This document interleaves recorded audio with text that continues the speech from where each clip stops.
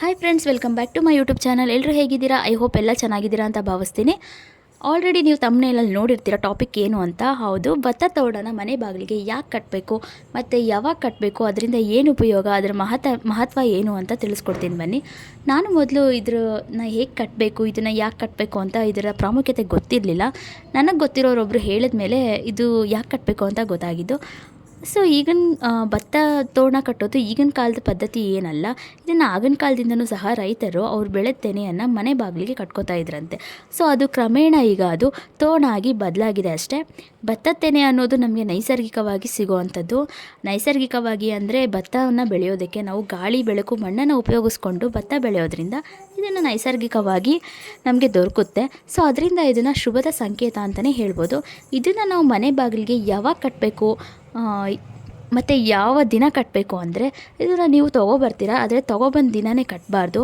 ಮನೆ ದೇವ್ರ ಮುಂದೆ ಇಟ್ಟು ಇದನ್ನು ನಿಮ್ಮ ಮನೆ ದೇವ್ರ ವಾರ ಸೋಮವಾರನೋ ಅಥವಾ ಶುಕ್ರವಾರನೋ ಇದನ್ನು ದೇವ್ರ ಮುಂದೆ ಇಟ್ಟು ಪೂಜೆ ಮಾಡಿ ಕಟ್ಟೋದ್ರಿಂದ ಒಂದು ಒಳ್ಳೆಯ ಶುಭ ಫಲವನ್ನು ನೀವು ಪಡ್ಕೋತೀರಾ ಅಂತಲೇ ಹೇಳ್ಬೋದು. ಇದನ್ನು ತಂದು ದಿನವೇ ಕಟ್ಟೋಕೆ ಹೋಗಬೇಡಿ.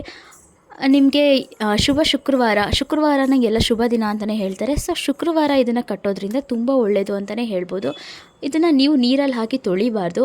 ಸೊ ಹಾಗೆಯೇ ಇದನ್ನು ಧೂಳೇನಾದರೂ ಆದರೆ ಇದನ್ನು ಹಾಗೆ ಕೂಡ ಧೂಳನ್ನು ಮಾತ್ರ ಒರೆಸ್ಕೋಬೇಕಾಗುತ್ತೆ. ಇದನ್ನು ನೀರಲ್ಲಿ ಹಾಕಿ ತೊಳಿಬಾರ್ದು. ಇದು ಒಂದು ಟಿಪ್ ಅಂತಲೇ ಹೇಳ್ಬೋದು. ಮತ್ತು ಇದನ್ನು ಮನೆ ಬಾಗಿಲಿಗೆ ಕಟ್ಟೋದ್ರಿಂದ ನಿಮ್ಮ ಮನೆ ಒಳಗಡೆ ಯಾವುದೇ ರೀತಿಯ ನೆಗೆಟಿವ್ ಎನರ್ಜಿ ಆಗಲಿ ಅಥವಾ ನಕಾರಾತ್ಮಕ ಶಕ್ತಿಗಳು ನಿಮ್ಮ ಮನೆಯ ಒಳಗಡೆ ಪ್ರವೇಶ ಮಾಡೋದಿಲ್ಲ ಅಂತ ನಂಬಿಕೆ ಇದೆ. ಮತ್ತು ನಿಮ್ಮ ಮನೆ ಯಜಮಾನ ಏನಾದರೂ ಕಷ್ಟದಲ್ಲಿದ್ದರೆ ಅಥವಾ ತುಂಬ ವರ್ಷದಿಂದ ಯಾವುದಾದ್ರೂ ತೊಂದರೆಯಲ್ಲಿದ್ದರೆ ಅದು ಕೂಡ ಪರಿಹಾರ ಆಗುತ್ತೆ ಅನ್ನೋದು ಇದರ ನಂಬಿಕೆ.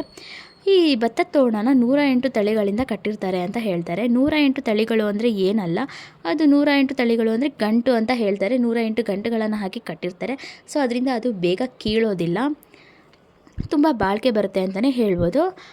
ಮತ್ತು ಇನ್ನೊಂದು, ಇದನ್ನು ಅನ್ನಪೂರ್ಣೇಶ್ವರಿ ಹಾರ ಅಂತಲೂ ಕರೀತಾರೆ. ಯಾಕಂದರೆ ಅಕ್ಕಿ ಅಂದರೆ ಅನ್ನಪೂರ್ಣೇಶ್ವರಿಯ ಸಂಕೇತ ಅಂತಲೇ ಹೇಳ್ಬೋದು. ಸೊ ಇದನ್ನು ಭತ್ತದ ತೆನೆಯಿಂದ ಮಾಡಿರ್ತಾರಲ್ವ, ಅದರಿಂದ ಇದನ್ನು ಅನ್ನಪೂರ್ಣೇಶ್ವರಿ ಹಾರ ಅಂತ ಕರೀತಾರೆ.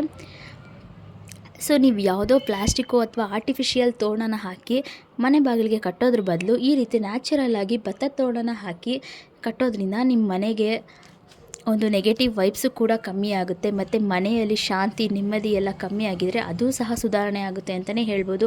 ನಿಮ್ಮ ಮನೆಯಲ್ಲಿ ಯಾವಾಗಲೂ ಸುಖ, ಸಮೃದ್ಧಿ, ಆಯಸ್ಸು, ಆರೋಗ್ಯ ಎಲ್ಲ ಹೆಚ್ಚುತ್ತೆ ಅಂತಲೇ ಹೇಳ್ಬೋದು ಈ ಭತ್ತದ ತೋರಣ ಕಟ್ಟೋದ್ರಿಂದ. ನಾನು ಸಹ ಇದನ್ನು ನಮ್ಮ ಮನೆಯಲ್ಲಿ 1 ತಿಂಗಳ ಹಿಂದೆ ಅಷ್ಟೇ ಇದನ್ನು ಕಟ್ಟಿದ್ದೇನೆ. ನಮ್ಮ ಮನೆಯಲ್ಲೂ ಸಹ ಒಂದು ಪಾಸಿಟಿವ್ ವೈಬ್ಸ್ ಅಂತಲೇ ಹೇಳ್ಬೋದು. ಎಲ್ಲ ಒಳ್ಳೆಯದೇ ಆಗಿದೆ. ಸೊ ನೀವು ಸಹ ನೋಡಿ, ನೀವು ಈ ಭತ್ತದ ತೆನೆಯನ್ನು ಆದಷ್ಟು ನಿಮ್ಮ ಮನೆ ಬಾಗಿಲಿಗೆ ಹಾಕಿ ನಿಮ್ಮ ಮನೆಯಲ್ಲೂ ಸಹ ಸುಖ, ಸಮೃದ್ಧಿ ಎಲ್ಲ ನೆಲೆಸುತ್ತೆ ಅಂತ ಹೇಳೋಕ್ಕೆ ಇಷ್ಟಪಡ್ತೀನಿ. ಈ ವಿಡಿಯೋ ಇಷ್ಟ ಆಗಿದರೆ ಲೈಕ್ ಮಾಡಿ, ಕಮೆಂಟ್ ಮಾಡಿ, ಹಾಗೆ ಶೇರ್ ಮಾಡಿ. ಇನ್ನಷ್ಟು ವೀಡಿಯೋಸ್ಗಾಗಿ ನನ್ನ ಚಾನಲ್ನ ಫಾಲೋ ಮಾಡ್ತಾಯಿರಿ. Thank you.